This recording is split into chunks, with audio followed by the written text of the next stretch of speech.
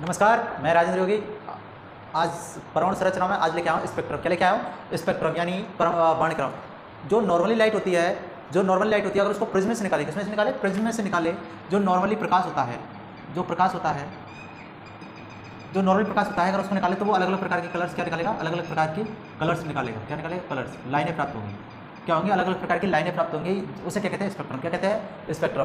देखो, जब किसी प्रिज्म में से, तुम सदियों से पढ़ते आ रहे हो कि जब किसी प्रिज्म में से लाइट को निकालेंगे तो वो अलग अलग प्रकार की वेवलेंथ प्राप्त होती है, और वो वेवलेंथों का जो क्रम होता है, उसको क्या कहते हैं? हम वर्णक्रम। क्या कहते हैं? वर्णक्रम। उसको ही स्पेक्ट्रम बोलते हैं। क्या बोलते हैं? स्पेक्ट्रम। स्पेक्ट्रम दो प्रकार का होता है। वर्णक्रम दो प्रकार का होता है। एक होता है उत्सर्जन वर्णक्रम। क्या होता है? उत्सर्जन वर्णक्रम। और एक होता है अवशोषण वर्णक्रम। एक होता है उत्सर्जन वर्णक्रम और एक होता है अभिशोषण। अब देखो, इसमें क्या होता है कि जब किसी लाइट को प्रिज्म में से निकालते हैं तो हमको दो प्रकार की लाइनें प्राप्त होती है। क्या होती है? दो प्रकार की लाइनें प्राप्त होती है। और इस प्रकार की जो नॉर्मली लाइट होती है, जो हमारे घरों में होती है, या फिर जो सन से लाइट आती है, या फिर जो बल्ब वगैरह से जो लाइट आती है, या फिर टंगस्टन के फिलामेंट से जो इलेक्ट्रिसिटी वो करते हैं, प्रवाह फ्लो करते हैं, तो उससे जो निकलती है ऊर्जा, जो रोशनी निकलती है, उसे क्या कहते हैं? उत्सर्जन वर्णक्रम। क्या कहते हैं? उत्सर्जन वर्णक्रम। यानी ये दोनों दो प्रकार की जो लाइनें प्राप्त होती है उसे कहते हैं, दो प्रकार की जो लाइनें प्राप्त होती है उसे कहते हैं उत्सर्जन। अगर हम किसी सॉल्यूशन से क्या करें? किसी सॉल्यूशन से निकालें। मान लो ये सॉल्यूशन है किसी जैसे NaCl का केमिकल कंपाउंड NaCl, या फिर KCl, यानी हम सोडियम इसको निकालें। क्या करें? किसी पदार्थ में से अगर इसको निकालें, प्रिज्म में से इस जो लाइट निकलती है, इस लाइट को अगर हम प्रिज्म में से निकालेंगे तो ये दो प्रकार का, यहाँ पर दो जगह क्या होगा? अंधेरा होगा। क्या होगा? अंधेरा होगा। यहाँ पर दो प्रकार की दोनों लाइन मिल रही है, पर यहाँ पर दो प्रकार का ये दोनों, इस जगह प्रकार क्या होगा? लाइट होगा, और ये होगा L2 और L3। यानी बिल्कुल अपोजिट है कि अगर NaCl को हाई एनर्जी दी जाए, क्या दी? अगर इसको दिया जाए तो सोडियम को अगर हाई एनर्जी लेवल से दिया जाए, ऊर्जा दी जाए, उच्च ऊर्जा दी जाए, तो प्रिज्म से जो लाइटें निकलेगी वो दो प्रकार के, मतलब जो लाइटें निकलेगी वो L1 L2 मानिए। ठीक है। अगर इसी NaCl के घोल में से, या NaCl के जो केमिकल कंपाउंड होते हैं उससे जो निकालते हैं, तो जो दो इस लाइट को जब प्रिज्म में से निकालते हैं तो यहाँ दो जगह अंधेरा पाया जाता है, और इसको क्या बोलते हैं अपन? क्या बोलते हैं? उत्सर्जन स्पेक्ट्रम। क्या बोलते हैं? उत्सर्जन स्पेक्ट्रम। ये दो प्रकार होता है। एक तो होता है कंटिन्यूअस स्पेक्ट्रम या सतत वर्णक्रम। क्या होता है? सतत वर्णक्रम। ठीक है। दूसरा होता है, पहला ये हो गया सतत, दूसरा होता है रेखीय। क्या होता है? रेखीय वर्णक्रम। देखो, ये टॉपिक सिर्फ तुम्हारी स्टडी के लिए है, और इसका ना तो कोई नोट्स है ना कुछ नहीं है, इसको सिर्फ आपको बेसिक समझना है, और इसको इससे कोई रिलेटेड नीट वगैरह कुछ इसमें पूछा भी नहीं जाता, इससे तुम बस समझ लो। क्योंकि अगर इसको हम पढ़ेंगे नहीं तो आगे की जो टॉपिक है उससे क्या होगा? मैचिंग नहीं खानी, लिंक नहीं होनी। ठीक है, लिंक नहीं जुड़ेगी, तो इसके लिए अपने पढ़ना पड़ेगा रेख। अब देखो, सतत इसमें क्या है? ये जो सामान्य लाइट, नॉर्मल लाइट होती है, उससे जो प्राप्त होता है वर्णक्रम, उससे प्राप्त होता है वो क्या होता है? सतत वर्णक्रम। क्या होता है? जैसे तुमको बताया था मैंने कि एक तरह से सूर्य में जो हाइड्रोजन हीलियम का जो वो होता है नाभिकीय संलयन। क्या होता है? नाभिकीय संलयन होता है, उससे मिलने वाली ऊर्जा। या फिर हम इलेक्ट्रिसिटी देके नाइक्रोन के फिलामेंट पे जो एनर्जी निकलती है, जो ऊर्जा निकलती है, उससे निकलने वाली वो क्या होती है? उसको कहते हैं सतत वर्णक्रम। क्या होते हैं? सतत वर्णक्रम। अगर हम रेखीय स्पेक्ट्रम की बात करें तो यहाँ पर दो प्रकार की लाइनें प्राप्त होती है। और अगर हम सोडियम को क्या करें, तो सोडियम को अगर हम बात करें, जैसे इसको क्या है? सोडियम को अगर हम एनर्जी दी जाए या फिर प्रिज्म से निकाला जाए, तो जो दो लाइनें प्राप्त होती है, L1 L2, ये लाइनें प्राप्त होती है। ये लाइनें क्या होती है बेटा? जो रेखीय वर्णक्रम होता है, इसमें जो लाइटें निकालेंगे तो दो निकलेगी, तो इसको क्या बोलते हैं? पर रेखीय वर्णक्रम। क्या बोलते हैं? रेखीय वर्णक्रम। और इसको ही बोलते हैं एटॉमिक, यानी परमाणु स्पेक्ट्रम। क्या बोलेंगे? परमाणु स्पेक्ट्रम या परमाणु वर्णक्रम। क्योंकि जब अलग अलग प्रकार के एलिमेंट्स को अगर हम देंगे एनर्जी देंगे, तो एनर्जी देकर स्पेक्ट्रम से निकालेंगे, तो उसमें जो लाइट प्राप्त होती है, जो इसका वो होता है, जो एक तरह से हाई मतलब वर्णक्रम होता है कि अलग अलग प्रकार की लाइट से प्राप्त होती है। क्या होती है? अलग अलग प्रकार की जो लाइटें प्राप्त होती है उसको क्या बोलते हैं? रेखीय स्पेक्ट्रम। दो लाइट प्राप्त होती है अगर हम किसी एलिमेंट्स को प्रिज्म से निकाले एलिमेंट्स, जैसे हाई एनर्जी दे तो वो क्या है आगे, जैसे तुमने पढ़ा हुआ रदरफोर्ड का नियम, रदरफोर्ड का नियम पढ़ा था कि जब क्या है इलेक्ट्रॉन्स नाभिक के क्या होते हैं, चक्कर लगाते होते हैं, क्या लगाते होते हैं, चक्कर, ये जैसे ये क्या है, चक्कर लगाते होते हैं, क्या लगाते हैं, चक्कर लगाते थे, लगाते रहते हैं, क्या लगाते रहते हैं, चक्कर लगाते रहते हैं। और इलेक्ट्रॉन को जब हम ऊर्जा देते हैं तो वो अलग वाली उसमें जाएगा, अलग वाली उसमें जाएगा, और वो कुछ टाइम के बाद रुक के वापस नीचे आएगा, वापस जो नीचे आएगा, वापस नीचे आएगा तो वो क्या है, एक रेस प्राप्त, एक रेस निकालेगा, क्या निकालेगा, करंट निकालेगा, क्या निकालेगा, करंट निकालेगा। अगर इससे आएगा और तुम्हें पता 10⁻⁻⁰ बाद ये नीचे आएगा तो क्या है, एक विकिरण निकालेगा, क्या निकालेगा, विकिरण निकालेगा, क्या निकालेगा, एक विकिरण निकालेगा। इसमें से जो नीचे वाली आएगी हाई एनर्जी लेवल से नीचे लो लेवल एनर्जी लेवल से आएगा, तो जो आएगा तो जो उससे विकिरण निकलेगी वो क्या होती है, लाइनें या फिर परमाणु बनकर अलग अलग एलिमेंट्स के अलग अलग एटम में जो होते हैं उनकी अलग अलग होगी। जैसे इसमें फर्स्ट वाले पर अलग निकलेगी, सेकंड वाले में क्या निकलेगी, अलग अलग निकलेगी। तो ये क्या है, इसको क्या बोलते हैं, परमाणु का फिंगरप्रिंट ही मान लो एक तरह से। अगर कोई नया फिंगरप्रिंट बन रहा है तो वो क्या है, अलग मतलब डिफरेंस क्या होगी, एक तरह से डिफरेंट मेटल्स या डिफरेंट एलिमेंट्स होगा, अलग अलग परमाणु मतलब अलग तत्व होगा। इस तत्व का जैसे फर्स्ट कक्षा में गया तो इसमें जो निकलेगा, अब ये सब कुछ किसने बताया था, बोर्न ने बताया था। किसने बताया था, बोर्न ने क्या किया था, एक ट्यूब ली, नॉर्मली एक ट्यूब ली,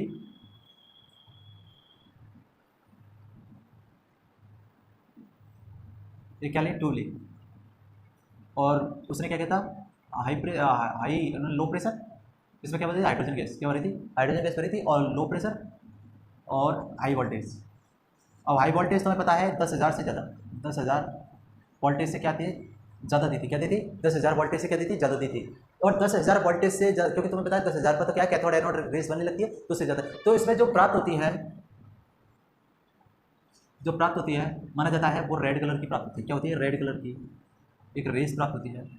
और उस रेड कलर को अगर हम प्रिज्म से निकालें, किसमें से निकालें, प्रिज्म से निकालें, एक रेड कलर की प्राप्त होती है। और उस रेड को अगर हम प्रिज्म से निकालें तो वो क्या है,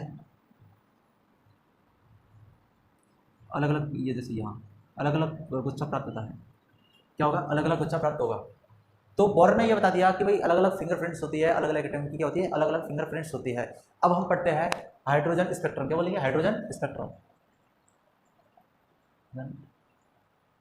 स्पेक्ट्रम क्या बोलेंगे, हाइड्रोजन स्पेक्ट्रम हम पढ़ेंगे। देखो हाइड्रोजन स्पेक्ट्रम होता है, इसमें इसने क्या बताया था कि एक ग्राफ है,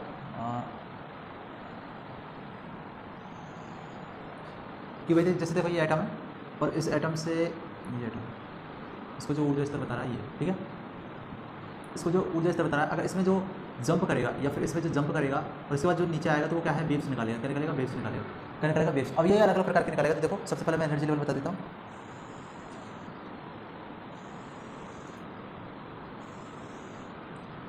4 5 6 7 8,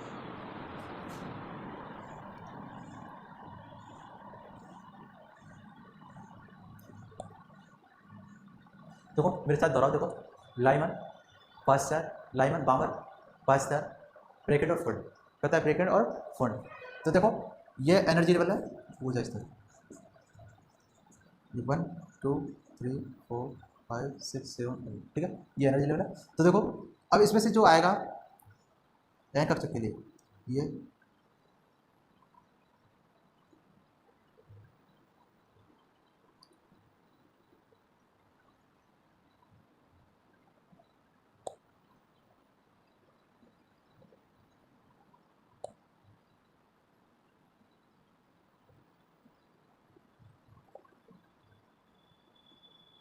मेरे साथ बनाते चलो।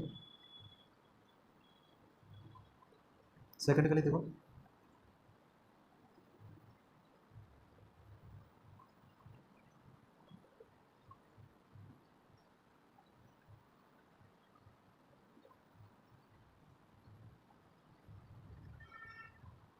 थर्ड के लिए देखते हैं।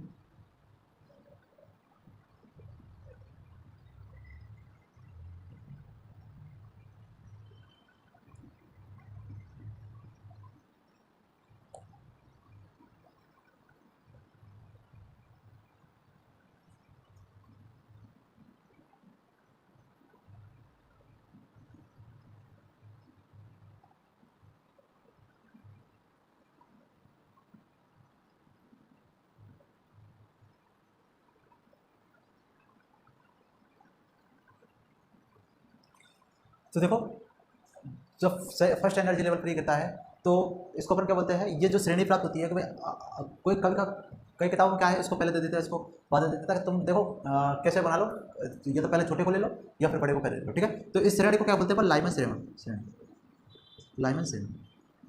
दूसरे बोलते हैं बामर श्रेणी, तीसरे को बोलते हैं लाइमर बाबर पाश्चर, क्या होगा पाश्चर, क्या होगा पाश्चर श्रेणी, ये होगा थर्ड श्रेणी, और ये होगा ब्रैकेट श्रेणी, क्या होगा ब्रैकेट श्रेणी। तो 8वें लेवल, 8वें ऊर्जा स्तर से गिर रहा है या फिर फर्स्ट से गिर रहा है, तो ये जो पूरा ग्राफ बनता है इसको बोलते हैं हाइड्रोजन स्पेक्ट्रम। क्या बोलते हैं, हाइड्रोजन स्पेक्ट्रम। यानी अगर हम एन के लिए लिए, फर्स्ट एनर्जी लेवल के लिए फर्स्ट एनर्जी लेवल के लिए लेंगे अपन तो क्या जाएगा 1, और N2 क्या हो जाएगा, देखो 3 2 3 4 5 डॉट डॉट, ठीक है। अगर हम इसके लिए देखें 2 एनर्जी लेवल के लिए देखें तो इसके लिए हो जाएगा और 3 4 5 6 7। अगर इसी तरह हम N3 के लिए देखें 4 5 6 7 8, ठीक है। तो इसके लिए जो बन रहा है, जो एनर्जी लेवल बन रहे हैं वो इस प्रकार है, इस तरह, ठीक है। अब इसमें जो आती है वो आती है अल्ट्रावायलेट किरण, क्या आता है परावैंगनी किरण,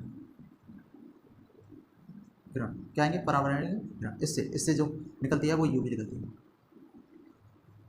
अल्ट्रावायलेट रेस, ठीक है। इन तीनों से निकलेगी, वो निकलेगी है अवरक्त किरण, अवरक्त किरण। और जो इससे निकलेगी वो होगी माइक्रो या सूक्ष्म किरण, क्योंकि सूक्ष्म किरण कुछ किरणें तो हमको दिखती है और कुछ नहीं दिखती, जिसमें देखो लाइमन से निकलती है परावैंगनी किरणें, बामर से निकलती है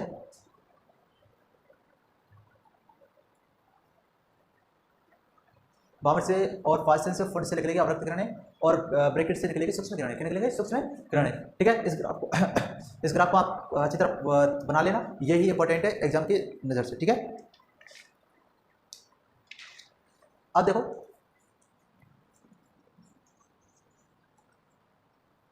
रेड विलर्स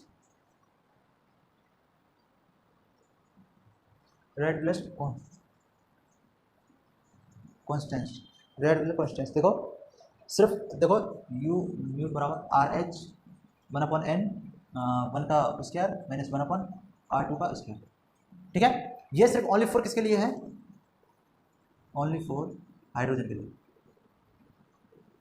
किसके लिए है, ये सिर्फ हाइड्रोजन के लिए है, किसके लिए, हाइड्रोजन के लिए है। यहाँ पर Z है, देखो Z क्या होती है, एटॉमिक नंबर,